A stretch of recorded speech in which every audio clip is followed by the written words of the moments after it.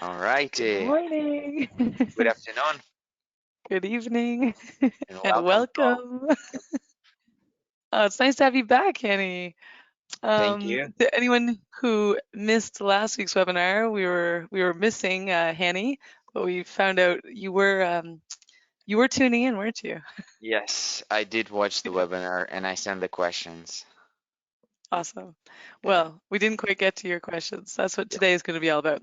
But to Yep. start off, as always, for anyone who is tuning in for the first time, let's introduce ourselves. My name is Claire Kelly. I am the International Immigration Advisor at NBCC, and I am broadcasting from sunny Moncton, the sunny Moncton campus. So, Okay. And my name is Henny Kamel. I'm International Affairs Coordinator at NBCC and I work out of corporate office in sunny Fredericton. yeah, Sunny and awesome. warm day today. Yeah, surprisingly Beautiful warm. I think weather. yeah, spring is coming, maybe, Yep. hopefully Looks like. soon. Yep. Yeah. Still got snow on the ground, but yeah, it's definitely warming up. I think it's going to 5 degrees today or something. It's pretty warm. Yep. Yeah. For Canada. So as we mentioned last week, Henny, you weren't with us. We had Lucas Liu with us, and he and I tried to get through all the questions, but there were a lot of questions, so we didn't get to them all. So we've got, as I've done before, I took photos of all the questions and so that we could get back to them today. So I think we're going to start off with that.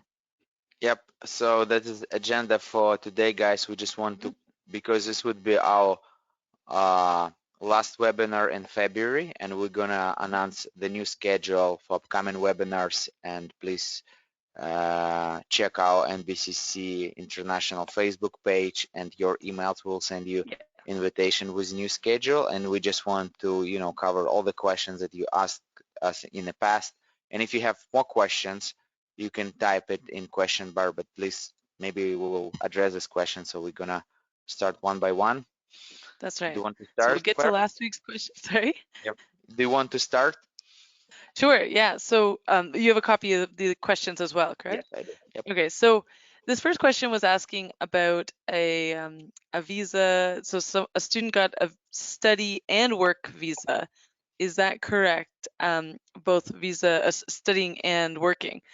Um, and then another question, same person asked, after finishing postgraduate work, can I apply for immigration right away? So by what time should I do leave Canada? So okay, so a few questions in that one from that one student. Um, so maybe just to clarify, I'm going to clarify two things. Um, First of all, I'm going to clarify the permit versus a visa.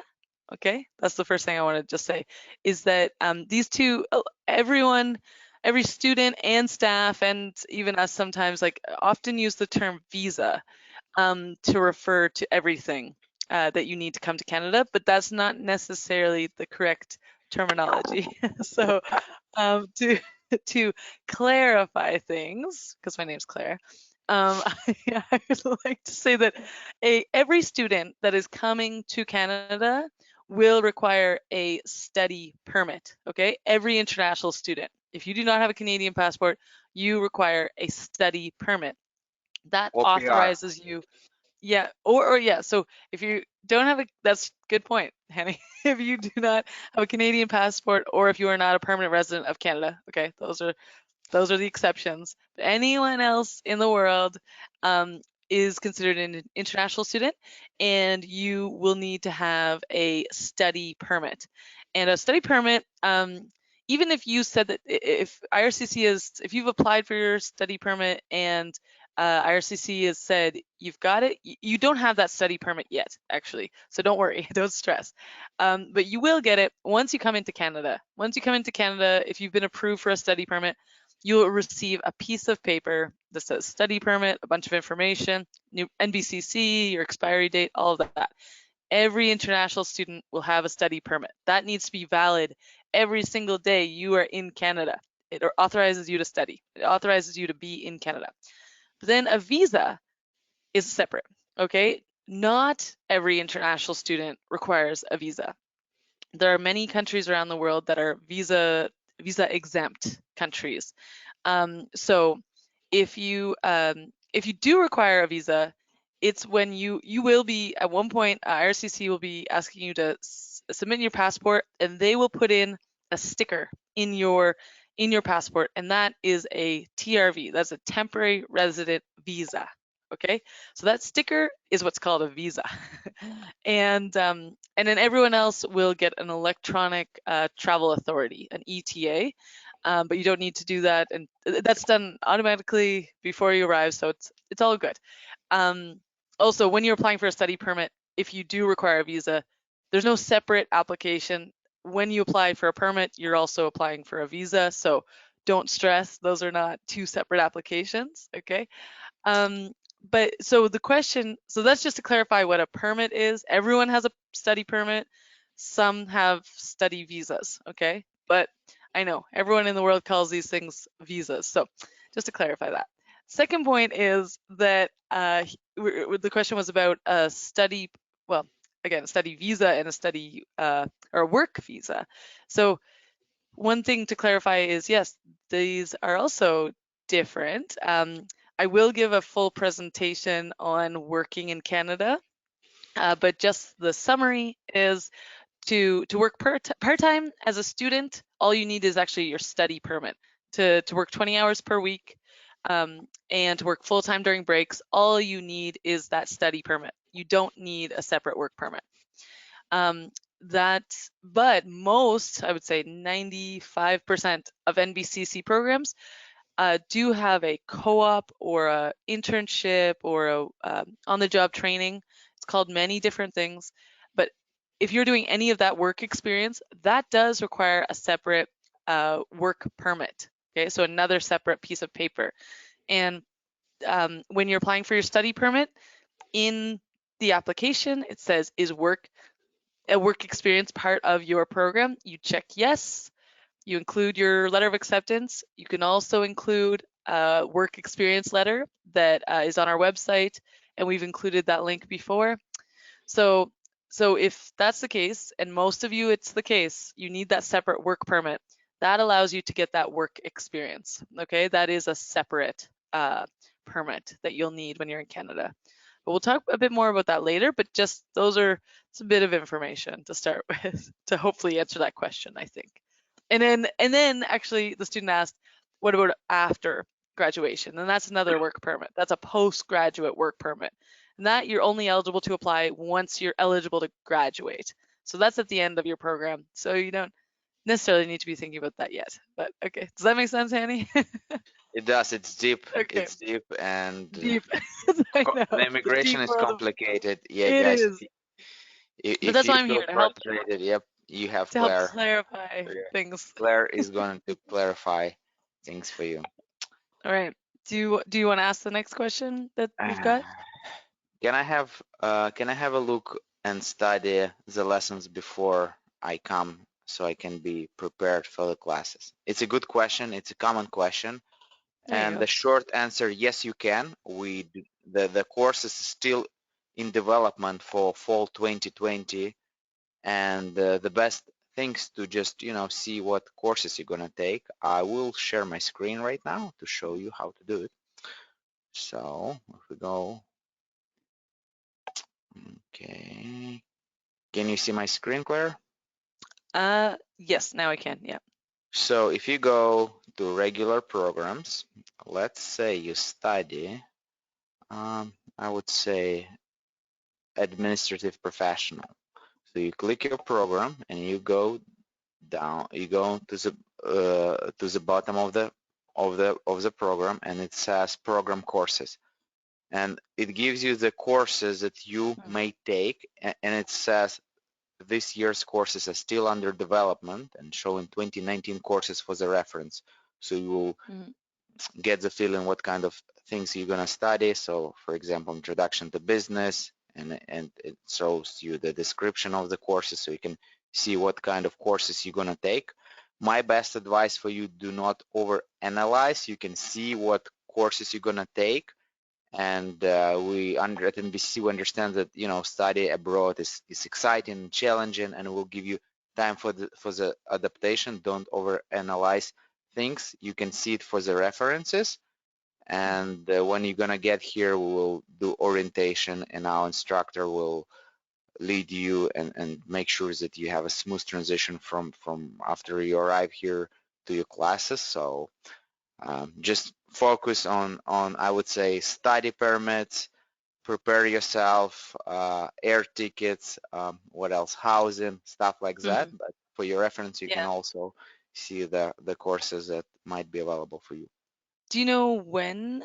Because the student is asking if they can study the lessons before they come. So obviously, with that is just is seeing what the topics are in a Yep. bit of a description, but Yeah. the material's not released before, correct? No, No. no, So that. when we discuss the we had I invite two instructors from our NBCC Fredericton campus, and I asked the same question if there are anything students need to do before they came, and the answer was no. Don't just make sure you're comfortable. You need the time, so you don't have to learn anything before you start the courses. So Mhm. that's my best advice Okay. for you.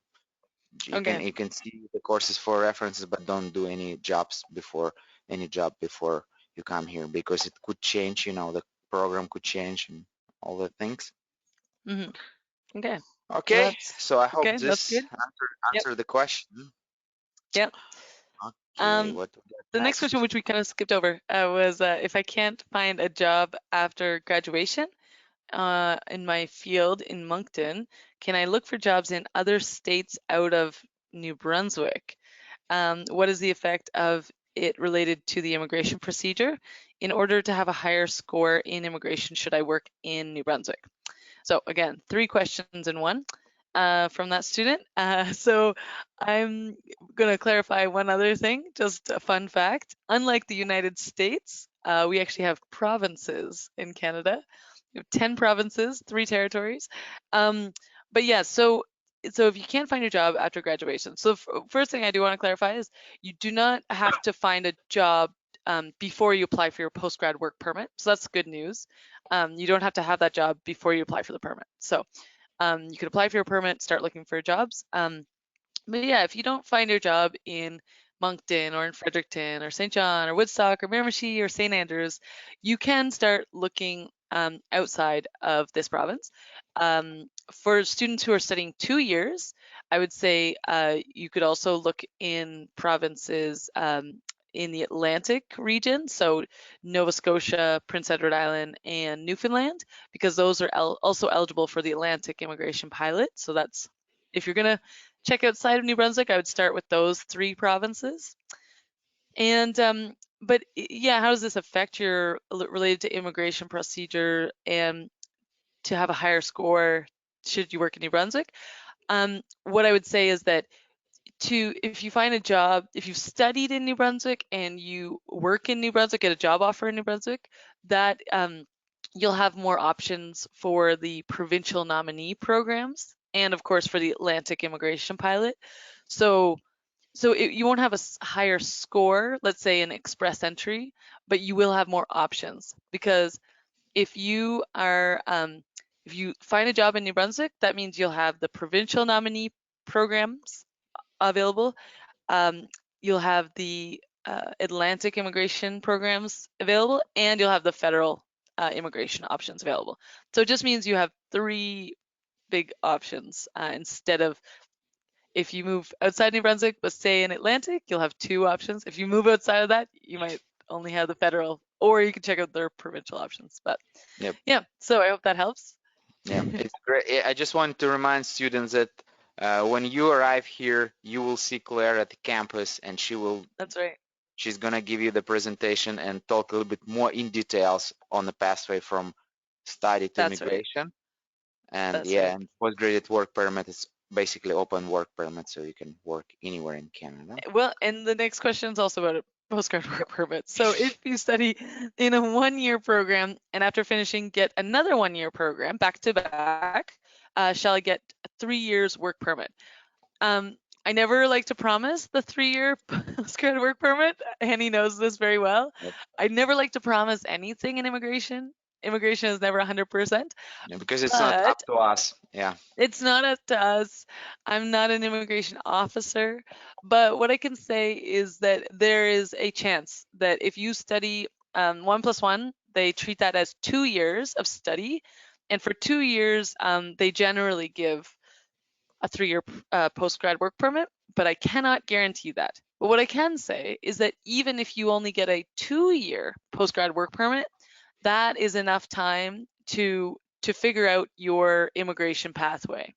From experience, as long as you have at least 2 years to figure out your situation, you're usually pretty good. So I hope that helps. So hope for 3 years, but even if you get two, I think you're all right.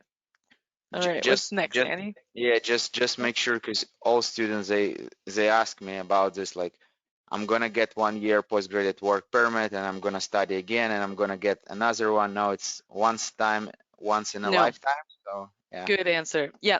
Postgrad work permits are once in a lifetime. So if you are planning on doing more studies, do it back to back because then you'll get a longer postgrad work permit. Good reminder, Handy. Thank Good you. reminder. I learned from you, So right? next. Yeah. Yeah, that's right. It's like you've attended these webinars before or something. Yes. Good morning. Is it safe? Just let me see. Okay. Wait, you've skipped over one and it's a quick one. Okay, In yeah. Moncton, is there only one campus? Yes, only Yeah. one campus in Moncton. All right, now next one. Good morning. Is it safe to go to Canada 2-3 months before classes begin if I already pay my first year tuition? Right. Okay, so this question came up last week as well, a similar question. So I would say 3 months is pushing it. I would say, um, we usually recommend students to come minimum 1 week before classes to settle in, get adjusted to the time difference and bit of culture, get some food, get your apartment, all that. So at least 1 week before you should arrive. I mean, 1 month is nice. It gives you lots of time to like really settle in. More than 1 month, first of all, I don't think is necessary. And the other thing to note is that it will be expensive because a very, very important thing to remember is that you cannot start working until you start studying. Yep. So unless you've got a lot of money and a lot of time for free time, that's great. That's awesome. I'm a bit jealous. If you want to do that, sure. Come, a full month or 2 months ahead of class time. But more than 2 months is risky because, of course, the immigration officer knows when you're coming in that you can't work until you start studying. And so if you come more than 2 months before, it's a bit suspicious to the immigration officer. And they, yeah, I know of students now. I know of another case, Sandy. So last year, a student was starting in September, but came in May. April or Yep. May, came really early, and that immigration officer said, "I don't, sorry, but I don't trust that you're not going to just disappear into the system or even go to school." So the officer only gave that student a 6-month study permit. And so it meant that in September, October, they had to apply for another study permit, which is annoying. You have to do the paperwork again. You have to prove everything again. You have to pay $150, all that. Um, so I wouldn't come more than 2 months in advance. And we had another student recently told me the same thing, and they didn't even give them a study permit; they gave them a visitor visa. So just if you come more than 2 months in advance, you're taking that risk. Unless you've got a very valid reason, like if Yep. you are visiting family members, you're taking like you haven't seen them in years, and you really want to spend like a full 2 months with them, that's fine. But if it's more than 2 months, just know that the immigration officers will be suspicious and may give you a shorter permit. Yeah.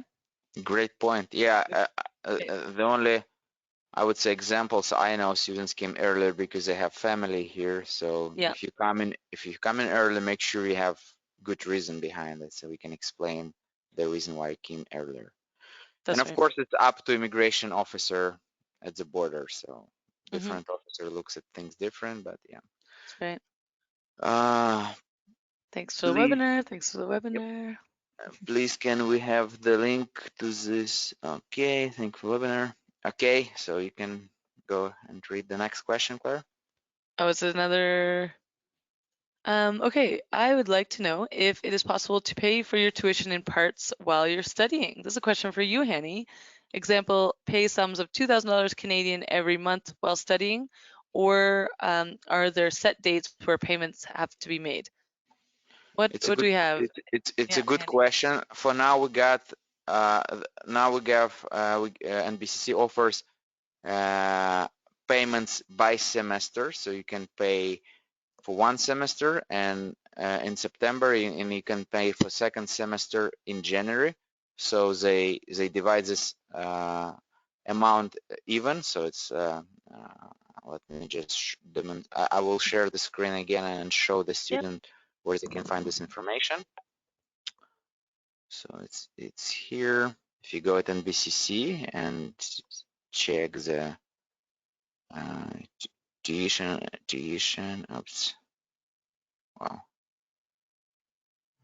okay, tuition fees. So here is the options that you have.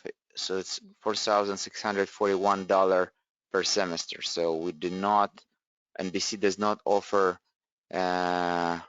you pay parts, so you can pay only by semester. So that's what I have, and you can find the numbers here. Hope this answers the question. Hmm. And Okay, what do we get next? Yeah, so you can it's answer. once per semester. You of course you can pay it all at once or you can pay it in advance, but it's once per semester. There's no other Yep. breakdown payment plan, eh? No. Yep. Okay. And as far as I know, you need to prove to immigration officers that you have money to cover all your tuition fees and living expenses. That's right. Yeah, when you're applying for your study permit, you have to show that you have $10,000. Well, our tuition is about $10,000, so $10,000 for tuition and about $10,000 for living. So, yes, and you can show that as as your tuition. You can pay that in advance with pay my tuition. Um, but so that can pay it. That can prove as the proof of funds. And the next question is also about proof of funds, actually. Yep. So, can a friend provide the required, either in part or full, financial support for the tuition and living expenses, or does it have to be a relation who can provide support? So it's a good question. Um, so I'll answer the question a bit more generally in terms of if the proof of funds, like if the bank statement or whatever assets you have is not in your name, if it is in your parents' name or in your uncle's name or as I said, I believe this can count for close friends as well. But what is essential for anything, if it's not your name on the bank account, is that you provide a letter that states that this money from whoever it is to be used for your tuition and living expenses in Canada, and that this is very important, that this is a gift, not a loan. Okay, that this is not expected to be paid back. Like, this is a gift for you, not a loan. um, this is very important because the Canadian immigration doesn't want to be held. We don't want to have students or anyone coming into Canada borrowing money from, we call them in English loan sharks. Yeah, and you know that term. So like Yep. someone who lends money and then Sounds is, intimidating. yeah, it's very intimidating because they can, get threatening with getting that money back. So, so that's why it is important, if it is a legitimate, relative or close friend, that they can show that proof of funds, but it has to be a gift, not a loan, and all parties have to sign off on that. Okay, so Okay. I hope that answers that. So, Yep. oh, this is from Annie. Break a leg, guys. Great job. Okay, but Yep. there is another question here. I have submitted my application for a study permit without the letter for internship. Please, how can I get the letter in case my application is rejected? Okay, so not to worry about that. So as we said last week about the letter of the work experience letter that we have on our website, that I created last year because a lot of students in the application package for students accepted to NBCC, it does say that work is a requirement, or work experience. It says yes in box 24. So this has always been there, and this is the exact same format that IRCC has requested from us, so they know to look for it. So many students have received work permits for their internship just based on that. So if you didn't provide that extra letter, that's okay. But what we were finding is that there were still some students who submitted their letter of application or letter of acceptance with those details, but the immigration officer missed it and didn't give them their work permit. So what we decided, what I created last summer, was to add an extra letter to bring it to their attention to say, hey, we do need an internship or co-op work permit. So here's an extra letter explaining that. So to that student, you've already submitted your study permit application, and without the work experience letter, that's okay. Don't stress about it. Don't worry about it. Um, hopefully, you'll get your study permit approved. That'd be best. And then if they missed it, if they didn't also say you're going to get a work permit, then when you come to the border, you can bring that extra letter, and maybe someone could give you a work permit at the border. Worst case scenario, you arrive in New Brunswick and you can apply for it within New Brunswick, within Canada, and it's free. The number one thing I want to say is that you should do that as soon as possible in September.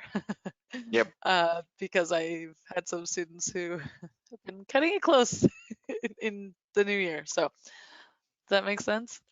Yep. It does. All It right. does. All And right. you can find you can find this letter. I will just show do you want me to show or the Sure. Yeah. company? Yeah. Please. That would be great. I was Okay. just reading the next question. But Okay, yes. great. So guys, because some students ask me for mandatory work Work experience experience. letter Yeah.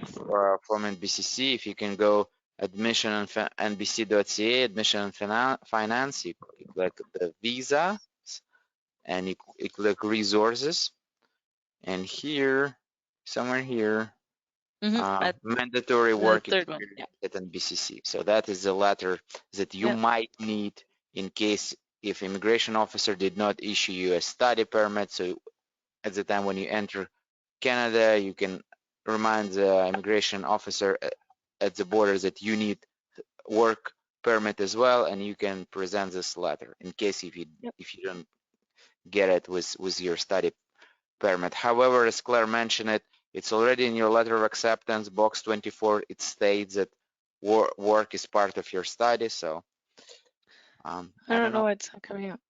Yeah, Um, yeah, is there?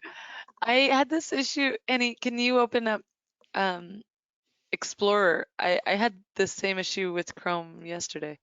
okay. If you go to Internet Yeah, Explorer, old school, old um, school. It's been a old while. school. Can It's been, can you see my Internet Explorer? not yet, but Not yet. Okay. that's why. Yeah. Oh yeah, I see it now. Okay. Okay, so if you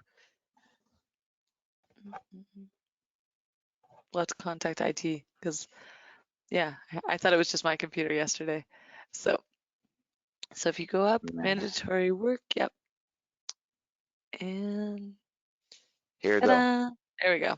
Yep. So this is explaining again that most of our programs have it, and again under section 24, in your acceptance letters. So if you go down, if you want to scroll down, yeah. Yep. Um, I have some oh, difficulties here. webcam closed by, you turned off my webcam. Did I? Yes. Okay, I'm back. It's okay. That's okay. So anyway, that's fine. We got to see where it was. So okay. Yeah. There you So go. yeah, anyway. So the letter's there. You can, yeah, there you go. So it states the details that IRCC needs to see, and yeah. So we're good. That's Yep. Great. okay, great. So just make So sure okay, you so use that an is, Internet Explorer. yeah, well, we can contact IT today. I'm sure we Yeah. can get that fixed because it normally does work on any website. So or yes, internet provider. So okay, next question's for you, Henny. Yep. Next two questions are for you, I think. So how long does it take for one to get admission letter? Uh, do you have? Oh no no. Oh sorry, that's just one Yeah. question. And they said, oh, this is the same person. How long does it take for one to get an admission letter? I applied for September 2020, but no response to my emails. Do you have any suggestions?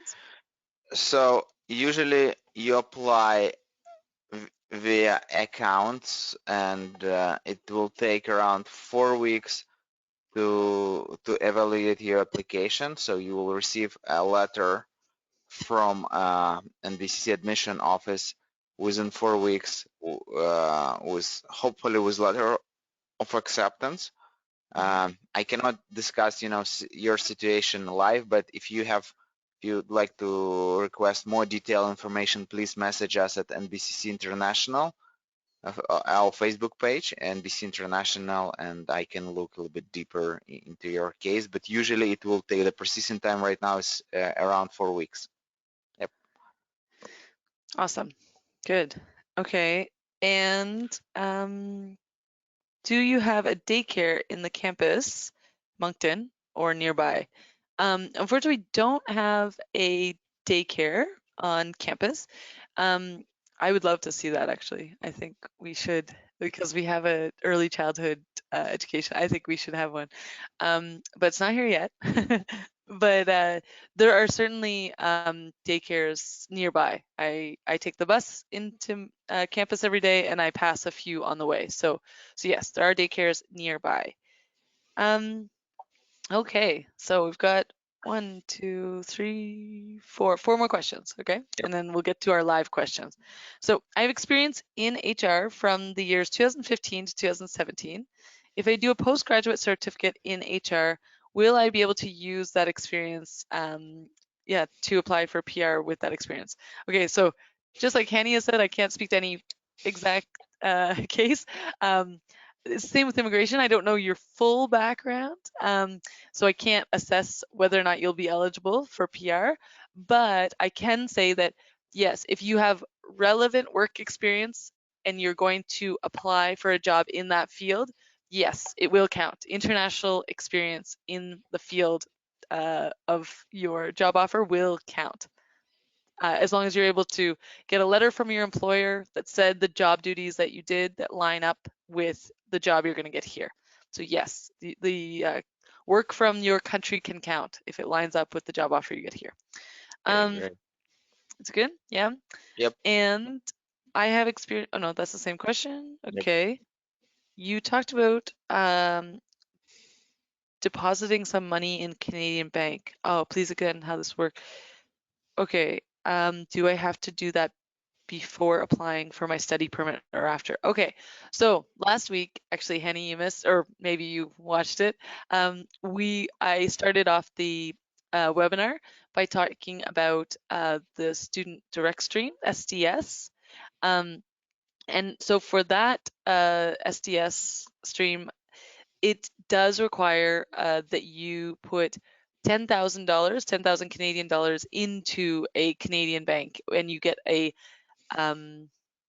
guaranteed investment certificate. That's what it is, GIC. So So to be eligible, if you're coming from one of the countries, and Hannah, you're gonna have to help me out again. It's Okay. India, China, the Philippines, Vietnam, Senegal, Morocco. Am I Yep. missing any? I will check because it might Pakistan? Yeah. expand. So so if you are applying from a country that has SDS available to you and you want to go through that option, you do need to put $10,000 into a Canadian bank account before you apply. That was your question. Before you apply for your study permit. That's one of the requirements. Um, but if you're not applying through that stream, or if you're from any other country, not those countries, you can put the proof of funds into a Canadian bank account before you apply for your study permit. That could be your proof of funds. I think that's that's a solid idea as well, but it's not a requirement. It is a requirement for SDS stream. It's not for regular study permit stream. Yep. I just want to remind the students about the countries that Oh, eligible for SDS at Student Direct Stream, and it's yeah, China, India, Morocco, Pakistan, Philippines, Senegal, and Vietnam. yeah, I got them. Okay, Yep, great. cool. All right, good. So last question. Henny, to you. Can NBCC assist a new student on housing? What do we do for housing? The short answer, yes, we can provide you information on. Okay, Oh, okay. here's the deal. NBC does I was gonna not say short provide. answer is no, but okay. Yeah, I always try to help students, so I Okay, always try to that's say good. yes first. All right. So NBCC does not provide any accommodation for students. However, we do provide guides, and we do live session on housing, on how to look for the house, what to do, and I will just share my screen again and show Mhm. you where to find this. So, oops, I don't know why it gets back to the. So if you go to, everything is under international applicants, and you can find it. Housing. So here's information that you might find useful while you're looking for place to stay. Mhm. Depends on campus you go. You can see and read the guides. I would also encourage you to check our post webinars that we did for students coming Mhm.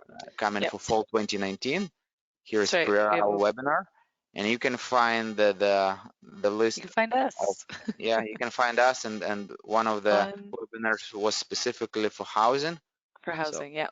yep, I Great. hope this helps, and that's why I Yes. say short answer is I know. yes. We can I help you know. with advice, but NBCC does not provide any housing for students or temporary place to stay. So it would be your responsibilities to And find something. and we don't exactly. We don't help you find the house, but we have resources. So Yep. yeah. So all right. So let's get to our live questions. Okay. Um. So Okay. do you wanna? Yes, of course. So So yeah. thank you so much for all your tips and advices. Thank you so much for watching our webinars. Exactly. Thank Yep. you. I would like to know, is the postgraduate for human resource management a certificate or diploma program? So I think it's more related to me. So all Yep. our postgraduate programs are 1 year certificate. So I had to get it. I was yep, gonna yeah. So all postgraduate programs are human resource. 1 year's postgraduate. Yep. So it's only one Mm-hmm. year. Human Does not takes you. resources. Yeah. 1 year. Wait, human resources management? Yeah, so it's postgraduate program for human Yep. resource management. It's 1 year. So all our postgraduate work, postgraduate programs are 1 year only. Yeah. And the credential is a diploma of advanced studies. Yep. just so Hanny knows these all in his head. Because I focus, helps more on that side. I focus more on the immigration side. So I need my cheat sheet, which is all of our programs here. All right. Can I So travel next, home? Yep, sorry.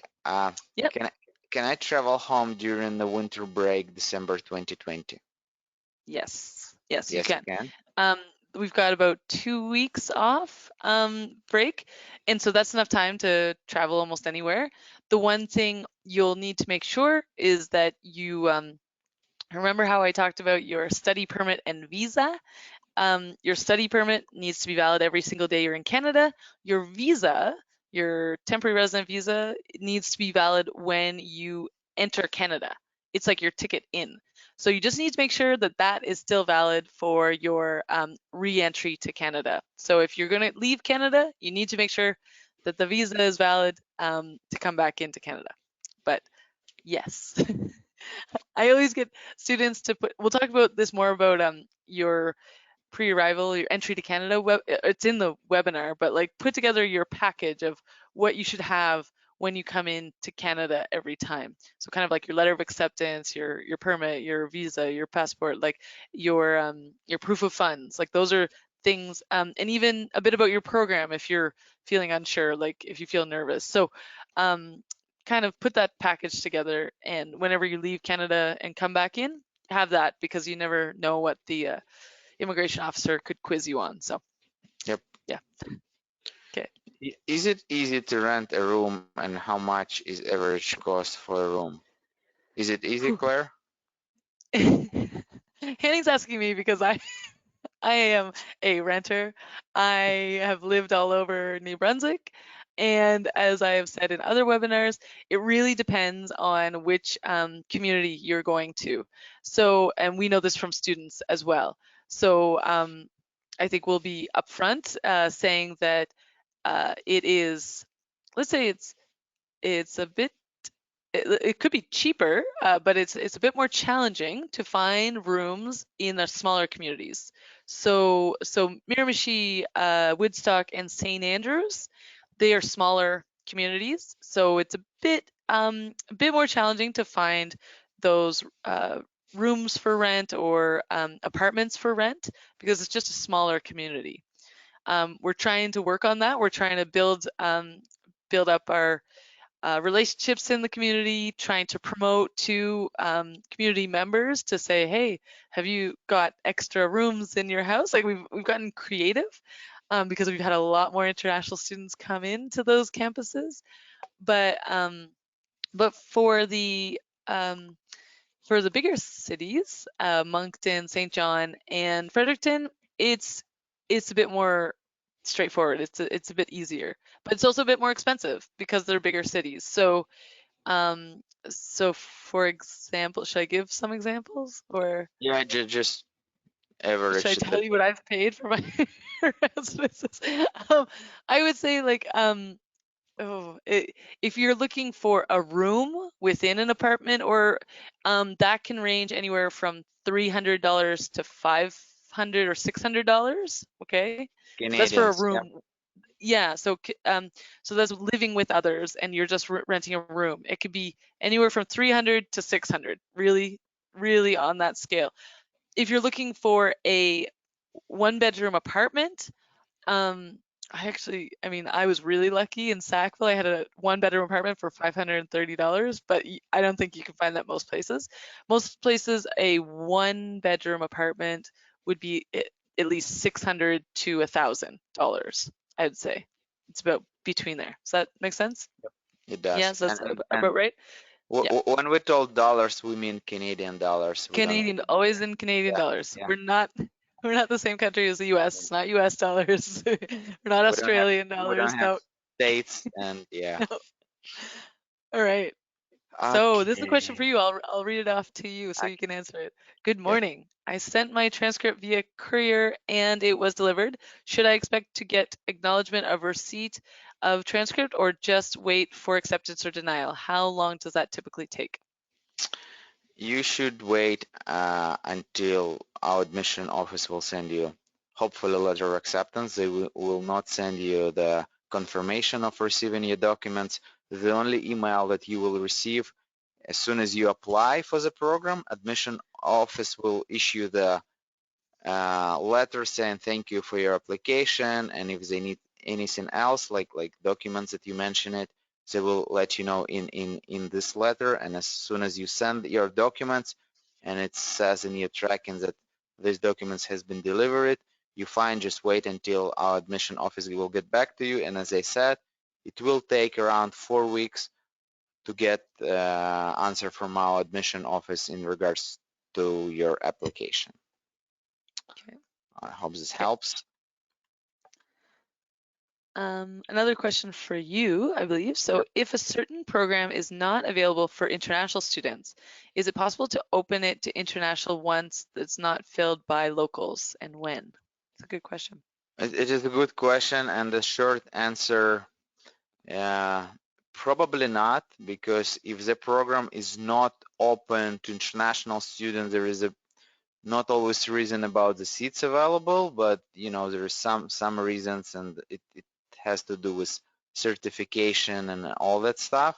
So I would just rely on what we have available for international students, and in case we add more programs, we will post it on our website, and of course I will announce it during our live webinar and Facebook page. Okay. And another one for you, or for both of us, do we have a fixed schedule, or can we make our own schedule? And then, oh, they said it twice. So, So the short answer is no, because the schedule is predetermined. You will yeah, study from Monday to Friday, and it's, I would say, from 5 to 6 courses per semester. It's not yeah. because some of the students, they would have expectation that, like, when they go into university, so they can pick up That's, topics and they can work yeah, um, during the no, study. It's not the case with NBCC. So no, the schedule is it's, already predetermined. that's right. Because I'm on campus, yeah, most students here have class from 8:30 to 3:30. Some days they have it 8:30 to 2:30. Sometimes they have an hour break, but most, yeah, you can expect, if you're setting expectations in your mind, it's Monday to Friday, 8:30 to 3:30. So, Okay. yeah, that's the typical. So, all right, regarding the job market, so we can both help with this one. What Give are us the job? opinion. What's that? We can both give us opinion on job market, Yeah, and I was like, perspective, like with okay. housing. Yeah. Sure.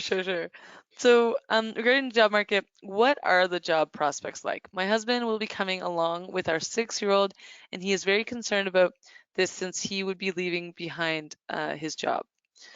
Yeah, so let's say it's a valid concern, a valid question.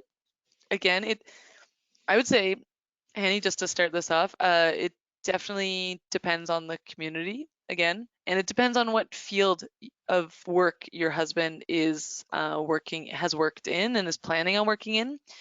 Um, so, for example, in terms of community, obviously the bigger cities have more opportunity than the small ones. Unless your husband has something that is valuable in the small communities. So, for example, the the St. Andrews is nicknamed St. Andrews by the Sea, so it's a very touristic place. So if your husband works in hospitality and tourism, then that could be perfect. Um, or Woodstock, they've got a large manufacturing with, actually, fun fact, most of the most of the French fries like around the world are made here in New Brunswick with McCain's fries. So there's a large manufacturing job there. So if that is an option maybe for your husband, um, Moncton has a lot of call centers. I don't know. Like each community is different. So we need to know a bit more details. But yeah, Hanny, what are your 2 cents on this? Well, I would agree with you, Claire. It depends on place you go, a city, and it depends on work experience of your husband have. Because I know some, let's say IT company, they can hire you even, let's say if you live in Moncton, you can work for Fredericton. So it depends. It depends on area. My best advice for you would be just go and look for the jobs that is available right now. So it gives you the idea what kind of jobs you may find, and take in account that you have a 6 years old child, you also need, spend time so you can just see what is available on the job market, and Hmm. then based on what you see is available in this community, you can plan Hmm. further steps. Yeah, so if this student wants to send us a message to Facebook, or like just giving a few more of those details, or even which city, like we can give you a few more resources perhaps. Okay. Yeah. Okay. Yep. So how long does a subject usually last? There seems to be a lot of courses in 2 years. I'm taking IT. That's a good one. Annie, do Well, the subject, we, as I said, the classes from 8:30 to 3:30, five from 5 to 6 courses per semester, and the subject I would say around 1 hour, right? Between yeah. subjects. Yeah, and again, some of our courses um, are sped up. So, for example, how long does the course last? Some are 4 weeks, some are 8 weeks. Um, every subject, it's we have over 90 programs, and the way that each of them are run is very unique to each kind of department or program.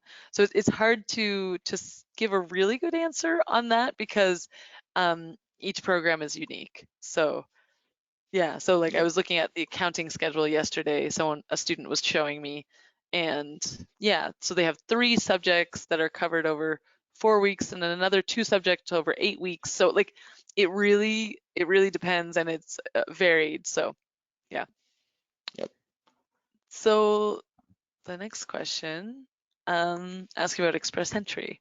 So experience in one area and then taking up studies in another area. Okay. Do you qualify for express entry? So something that you're confused about. That's fair. That's okay. Immigration is confusing, as we said at the very beginning of this webinar, and I know that very well. So it's okay that you're confused. That's normal. That's why I'm gonna try to help you with it. But what I was saying just a few minutes ago was that if you have work experience from your home country and you want to work in that field, that work experience will count because it's relevant work experience. Um, but a lot of students ask, oh, what if I study something and don't get a job in my field? That's okay, actually. That's not a requirement. That's not mandatory.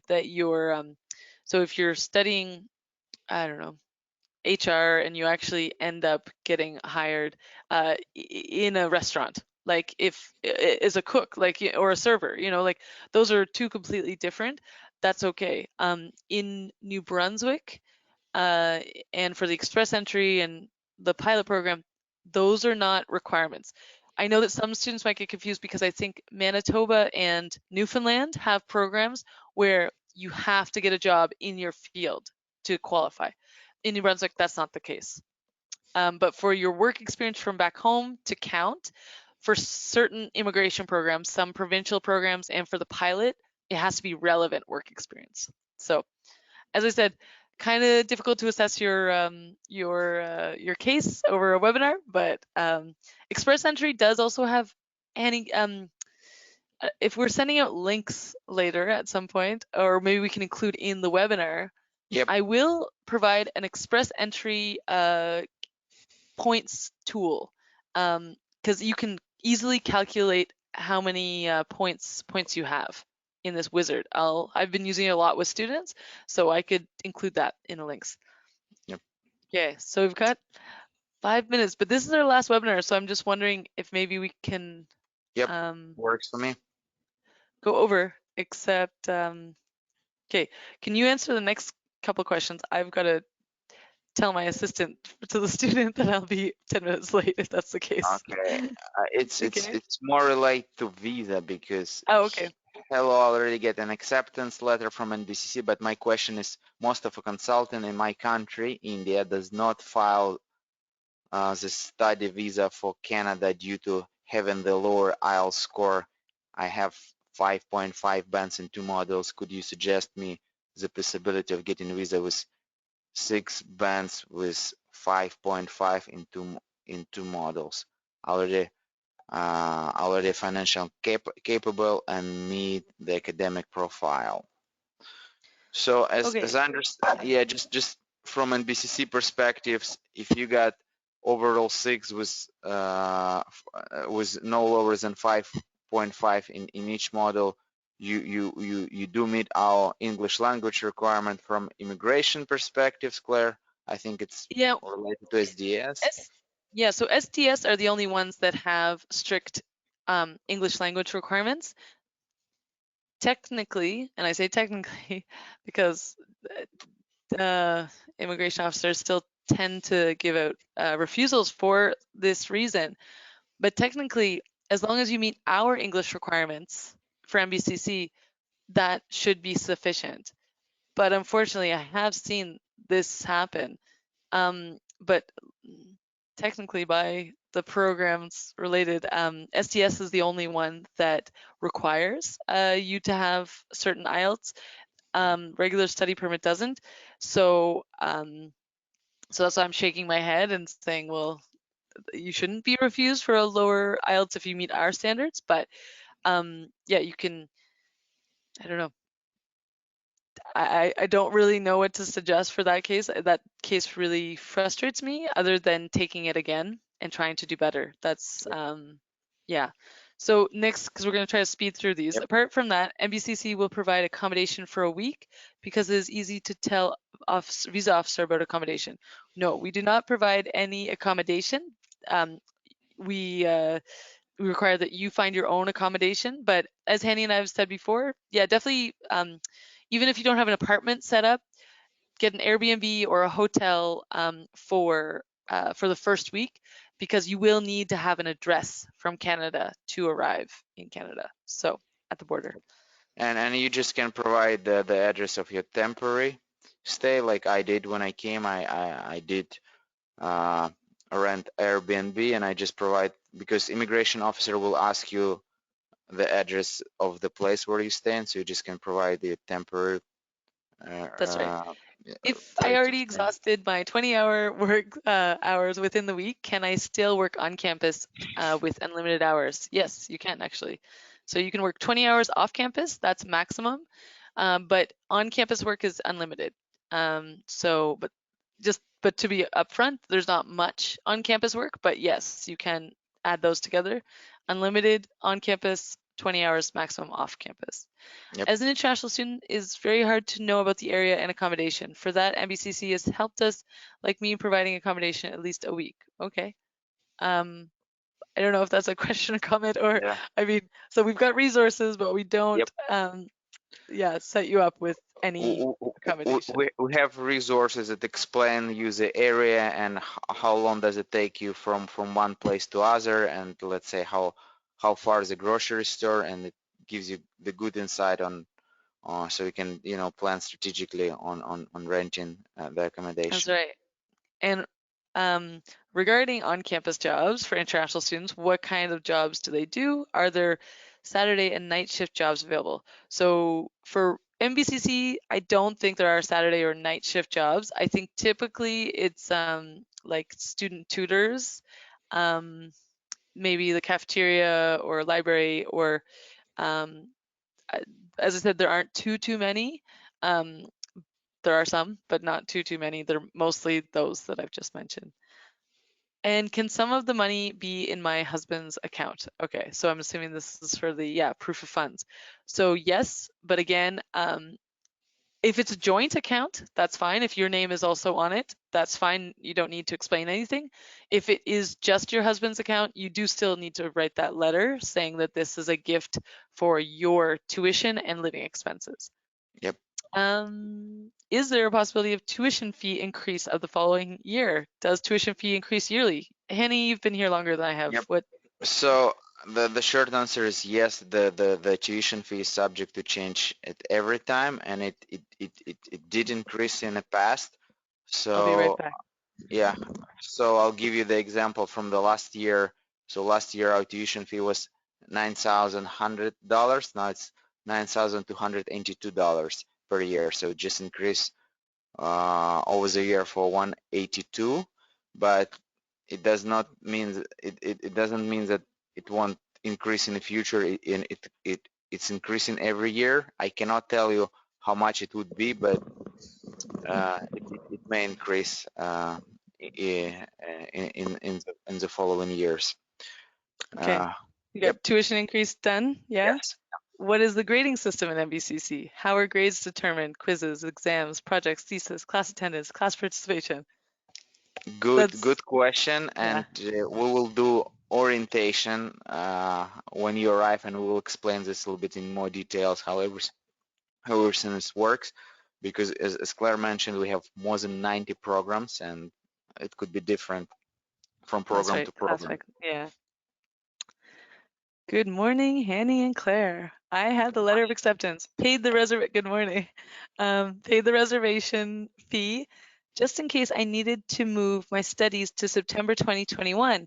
Would the college still hold my acceptance? Henny, that's So according to NBCC admission policy, we can defer your acceptance in case you got your study permit rejected or refused. And other than that, if you would like to start for September 2021, you would need to reapply again and pay all the fees again. And even in case if you would like, if you got your study permit refused, it doesn't mean that you're going to be accepted automatically to the September 2021, because our admission office will need to see if we have still seats available, and currently the September 2020 intake is closed, so we do not accept the application for this intake. for, sorry, September 2020? 2021. So the Okay. intake for So September it's, 2021 is closed. We do not it's, accept any yeah, application. it's not open. We haven't not opened Yeah. that yet. Okay. Is it possible to complete a 2-year program before the period? What does that mean? I think is it possible to complete 2-year Oh, program within, like, let's say 1 year? faster It than, is, oh, okay, okay. yeah, faster than that. I would say no. No, it's because you have a fixed schedule, it's not Yep. something you do faster, so no. I mean, can you complete the program before it's stupid? Oh yeah, so you clarified it in the next question.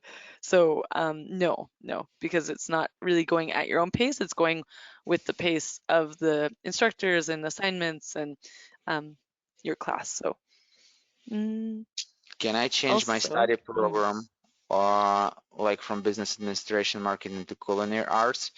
It is possible. It all depends if we have seats available. If we have seats available, you can send a request to change a program. And once again, it's going to take time. It could take up to 4 weeks to do a program change. But it is possible in case we have seats. It's you need to contact our admission office. okay. Okay, if I already have ECA evaluated by Wes, document by document, would it suffice the admission requirement, or do I need to upgrade my Wes to course by course for it to be accepted, or should I request my university to send it? Can you tell me? Okay, that's the next one. Yeah, Yeah. so it's a good question, and we do receive Wes. You just uh, Wes to send your evaluation directly to NBCC, and our admission office will receive will is accepting Wes evaluation as well. hmm So, yep. Can you tell me a short overview about early childhood education program experience for international students? Can be difficult sometimes. it, Um, I it mean, can, I don't know. yeah, What's that? I've met it students here can. on campus who love it. So I mean, like any program can be a challenge for anyone, but of course, international students do have an extra like cultural adjustment, of course. So that can be like cultural and sometimes language adjustment. Um, but I don't know, like that can either be a struggle or an exciting challenge for you. I don't know. It's all how you it's all how you interpret it, I guess. Yeah. I've met students who love it, so that's what I can say here, because that's a program here on the Moncton campus. Yeah, it depends on what things you like to do. If it's Hmm. something that you're really interested in, I think it might comes with challenges, but there is you always can overcome. Yeah. Yeah. So another proof of funds question, does it have to be exactly the total money, 10,000 plus 10,025 or 250 stated on my acceptance letter when applying for my study permit? Um, I would say, yeah, approximately. Remember earlier I was saying approximately $20,000. So um, they are looking for that approximate. So if you only have $19,000, that might be fine. I would recommend if you have $25,000 or $30,000, that would be even better. I do need to add, um, if you have a spouse that is coming with you or dependent children, you should have a bit more than that as well. So I didn't mention that earlier, but so no, it doesn't have to be exact, but it should be approximately, and the more the better. So okay, thanks for answering my first one. Now I know, because I'm waiting for a certain program to open, but as per your answer, I guess I shouldn't wait. Okay, there we go. So that's helpful that we've answered that. Is there possibility to work during the weekends only so I can focus on my study during the weekdays? Um, yeah, most students do their work on the weekends. Like I don't know, 8 to 5 shift, but also some students still get a few hours in. I know a student yesterday said, "Oh, I have a shift at Walmart from 5 until 10." So it's really up to you how you work best. When you like to do your studies, if that's on the weekends or sorry, weeknights or is it weekends, you'll come here, you'll figure out your groove, your your schedule, Yeah. I think. But anything's But possible as long as it's yeah, 20 hours maximum. Yeah. but I believe at weekend you can work full time. It's still part of the 20 hours per week. Okay. Like, Okay. so like, Sunday to Sunday or Monday to Monday, just for the record, yeah, they don't have a set, like, is it Monday to Monday or Sunday to Sunday, but Okay, it's per essentially week. within 7 days, you can only work 20 hours. Okay, makes It's, yeah, sense. during scheduled breaks, like, winter, so as I said, there's a 2 week break and summer, up to 2 months break for some students. During that time, you can work full time. Even next week is spring break here at NBCC. They can work full time, but during the study time, it's only 20 hours. That includes weekends. Yep. So we've only, unfortunately, because I do need to get to a student, we have 2 minutes left. So I think we'll take the last question. Henny, Yep. do you want? Yeah. Uh, I will study electrical and construction major in NBCC, and I want to know, except the postgraduate working opportunity, still I have internship work practicum during the study period. Yes, you will have, it says in your letter of acceptance, box 24, that work is part of your study, and yes, you will work, the work is part of your study. So, and I see the questions that we already addressed Yeah. from last webinar. So I will upload this webinar on our YouTube channel and put an Yeah. announcement on NBC International page so you can watch the answers from previous Yeah. I webinar. was gonna So I say I hope. see those Yep. questions. Yep. So we've only got, actually, we have three, other than those questions we already answered, we have three questions. So we are, hopefully that student is patient. Yeah. Let's answer these last three questions. How high are the success rates of NVCC being absorbed by the company they do internship with? Anecdotally, I know quite a few international students who have got hired by their companies, which is pretty awesome. Like NBCC students have a great reputation with the companies that they've gone to, but of course we can't guarantee that. But it's such a great opportunity to go work in your field. Some students, if you love it and your employer loves it, then that could turn into a permanent job. Sometimes the student doesn't always love it, or the employer is like, okay. So it's not a guarantee, but it's a good chance for sure. Last two questions. I'll really have to commend you on this webinar. I have to say I was really worried about coming to NBCC, being that I'm from Jamaica. Happy to say that these webinars have eased those worries. That's That's so awesome. awesome. Yeah, Very happy. We're so happy to hear that. yeah. That's really That nice. is our biggest motivation, guys, to to do Oh, that. We're just here for you. and Uh, that's right. So yeah. we had to finish this off by answering one last question too. Can your spouse and child come after you, or do they have to when you're coming? Hanny and I, we've had this question before. We have different answers for it. Um, so they can come with you. So we have different opinions on this. I feel they should come with you because I've seen students who are fairly, yeah, it can be lonely when their partner or children are not with them. So my recommendation would be, if it's possible, but I know some families don't have that option. The spouse needs to stay behind to work, and that's fine. That makes sense. Um, my recommendation would be, if they can come with you at the time, it helps to have your family here with you, just emotionally, going through it together. But it's not a hard and fast rule. Like, you don't have to bring them with you. You don't have to wait until later to bring them. It's really, you can do either. It's all personal preference and what's going on with your life. So, Yep. Annie, did you have any 2 cents to add to Well, that? I would say it's not prohibited to include your family members in your study permit application, so you definitely can include them. Yeah. Exactly. And one thing is, just to clarify on that triggered my immigration brain. Please, you have to, whether or not your family members are coming with you or not, you must include them on your application. They have to be stated on your application. Even if you think, oh, they're not coming with me just for the year, they're going to stay. You must disclose that you do have a partner and kids, or else that could be like lying to immigration. So that's my last immigration brain thing. And we've got lots of thank yous coming out here. So thank you, thank you for appreciating us. We appreciate you. We're glad that this is helpful. Now I've got to get Yep. to a student here. So Thank you, so guys. I will thank send you you. email with invitation and new schedule, and see you all in Canada. Bye bye. Okay, see you. Have a great day.